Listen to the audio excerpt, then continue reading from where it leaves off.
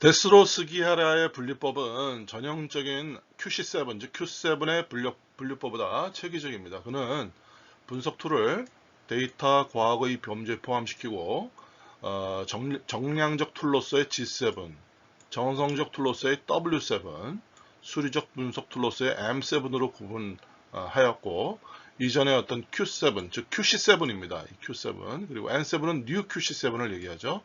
이러한 비해서 속성이 통일될 툴들을 모음으로 나누었습니다. 그래서 스기하라는 정량적 데이터를 그래프로 표현하는 툴을 G7이라고 명명하였습니다. 그리고 이는 앞에 그 QC7, 즉 Q7과 유사하지만 이 파레토 차트와 관리도를 두 개 있었죠. 앞에 7개 중에 그 상위 개념 막대 그래프와 선 그래프로 교체하였고요. 그리고 또 추가적으로 상자 그래프와 히트맵을 포함했습니다. 그래서 이 두 개는 앞에서 계층화된 샘플링 기법을 이용해서 데이터를 정량적으로 구조화하는 것입니다. 그래서 이 G7은 막대 그래프와 바 그래프, 선 그래프 이게 이제 추가됐죠. 그리고 원 그래프, 그다음에 상자 그래프와 히트맵이 또 추가됐습니다. 그리고 히스토그램과 선포도 이런 것들은 이제 QC7에 있던 것이었죠. 네.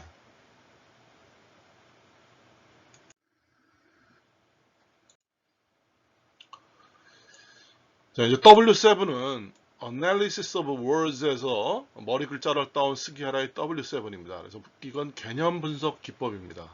그래서 개념 분석의 기본은 YY 분석이며 개념의 구조를 파악하는 기법으로서 개념 간의 엄마와 아들, 모자 관계와 네트워크를 분석하는 방법입니다. 그래서 앞에 New QC7과 유사하지만 매트리스 데이터 분석 툴이 빠지고 특성 요인도가 추가되었으며 또 프로세스 의사결정 프로그램 차트는 플로우 차트로 바뀌었습니다. 그래서 이렇게 New QC7과 달리 이렇게 두 가지가 더 추가되었습니다.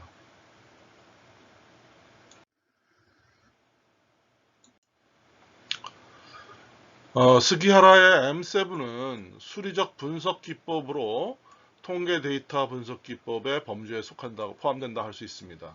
그래서 여기에는 어떤 에러 분석, 그 표본 데이터의 신뢰도 품질 분석이죠. 이 에러 분석과 또 평균 표준 편차, 그래서 평균과 표준 편차, 또 평균 검정, 테스팅하는 거죠. 그 다음에 회귀 분석, regression analysis입니다. 두 변수 간의 관계를 분석하는 거죠. 선형적 관계, 또 비선형적 관계, 또 주 성분 분석, 그래서 변수들 간의 선형 관계를 보여주는 주 성분을 도출하는 그런 방법들이 되겠습니다.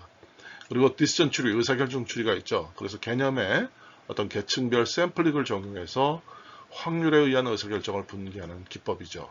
그 다음에 선형계획법, 어떤 제약 조건 하에서의 목적 함수를 1차식으로 표현하고 최적화하는 기법이 바로 선형계획법이 되겠습니다.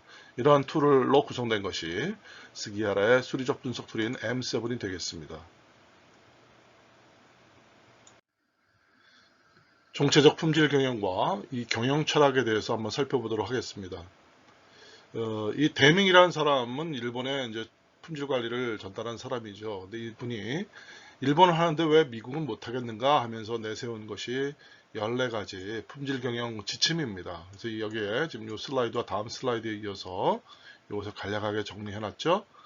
또 그리고 이 캘리 존슨이라고 해서 이분은 우리가 동시공학에서 이제 살펴볼 텐데 스컹크웍스라고 이 스컹크웍스의 조직의 수장이던 캘리 존슨이 선도적 제품을 꾸준히 개발하면서 어떤 수년간의 경험을 바탕으로 1950년대에 직접 작성한 14개 Rules of Management라는 게 있습니다. 그래서 이 Rules of Management를 여기 이렇게 쭉 요약해서 정리해 놓은 것이고요.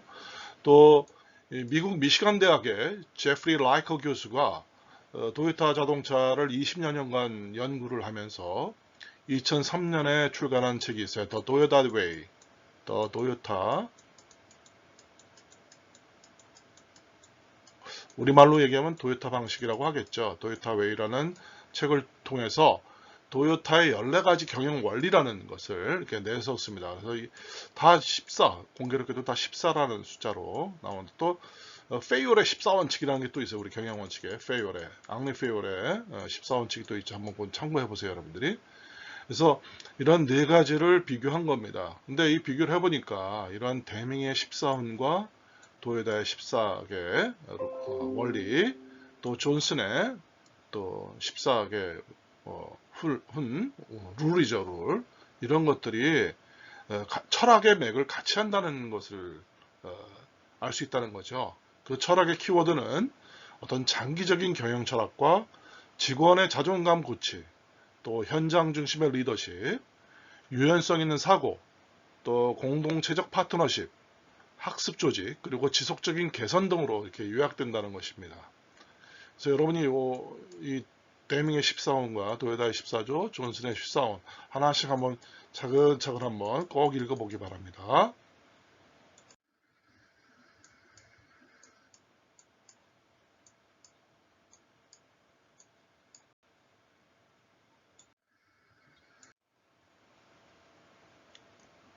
그런데 이제 퀄리티 컨트롤과 총체적 품질 경영 TQM에는 접근 방식에 근본 차이가 있습니다. 이 QC 활동은 보통 공정의 마지막에 분량을 측정하는 접근으로 시작했습니다. 하지만 이러한 접근은 모든 비용 결정이 끝난 마지막 단계에서 벌어지는 일이기 때문에 오히려 어떤 누적된 품질 비용을 높이는 그런 결과를 낳죠. 하지만 이러한 이에 반해서 품질 비용을 최대한 낮추려면 어떤 공정의 시작점인 초기 설계 단계에서부터 불량 발생 가능성을 제거하고 또 설계 변경이 필요 없는 제품을 만들어야 하겠죠. 그래서 이 QC가 QM이 되고 토탈이라는 말이 붙은 것은 이러한 직업이 있었기 때문입니다. 그래서 공정의 마지막 단계에서 앞 단계로 시작 단계로 오고 어떤 설계 단계에서부터 반영해서 가능성을 미리 사전에 제거하자. 또 설계 변경이 필요 없는 제품을 만들자. 이런 것이 이제 TQM의 기본 정신이라고 할 수 있습니다. 그래서 이 SPC에서 Statistical Process Control에서 그러니까 통계적 공정 관리에서 발전한 TQM을 이끌어가는 롤 모델은 도요타 방식입니다. 그리고 이러한 도요타의 철학은 앞에서 본 데밍에서 비롯된 것이라고 할 수 있어요.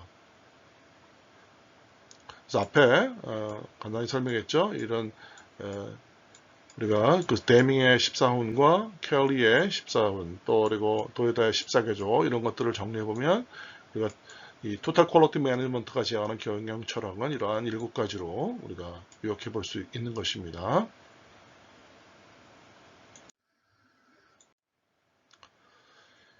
이 슬라이드는 이제 데밍과 함께 일한 라파엘 아과이오라는 사람이 제시한 것인데요.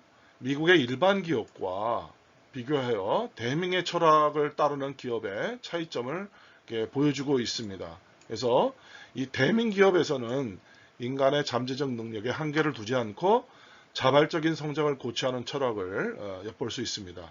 그래서 공급자 경쟁을 통한 낮은 납품 가격을 도모지 하지 말고 장기적 파트너십을 강조하고 있습니다. 또 종업원의 자존심을 갉아먹는 채찍과 당근을 없애고 직업 안정감을 느끼도록 하며 또 작업 표준량과 작업 할당으로 성장과 창의성을 억제하지 말라는 조언은 어떤 데밍의 품질 경영 철학의 핵심이라고 할 수 있어요. 그래서 데밍의 철학은 시스템보다 인간을 존중하는 철학이죠. 그러나 기업들이 이러한 데밍의 철학 중에서 어떤 인간 존중의 철학 이런 것들을 잘 수용하지 못하는 그러한 부분일 수도 있습니다.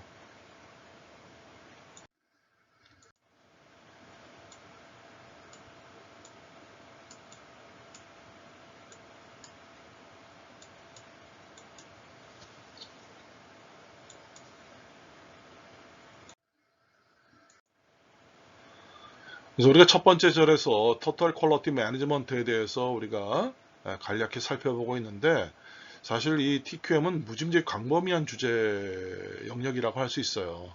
그래서 이걸 다 우리가 이 과정에서 알아볼 수는 없고 다만 비즈니스 프로세스를 이해하는 한도 안에서 어떤 TQM의 핵심 내용을 간략히 지금 살펴보고 있는 것입니다. 그래서 이 우리가 이 TQM이 주는 이 비즈니스 프로세스에 주는 그 통찰력을 한번 간단히 정리해 보면 어떤 작업자의 컨디션에 의존하지 않는 프로세스를 만들라. 또 사전 및 사후 검사가 필요 없는 완벽한 프로세스를 만들어라. 또 통계적 품질 관리 기준을 적용하고 지표를 시각화하라. 또 표준화된 공정을 만들되 표준 생산량 등의 목표는 할당하지 말라. 또 필요한 것을 또 필요한 때 필요한 만큼만 생산하는 프로세스를 만들라. 오류는 초기에 현장에서 수정하고 후공정으로 보내지 말라 이거죠. 또 종업원들의 공포감을 제거하고 학습 문화를 고취해서 프로세스를 끊임없이 개선해 나가야 한다는 이러한 우리가 통찰력을 볼 수 있다고 생각합니다.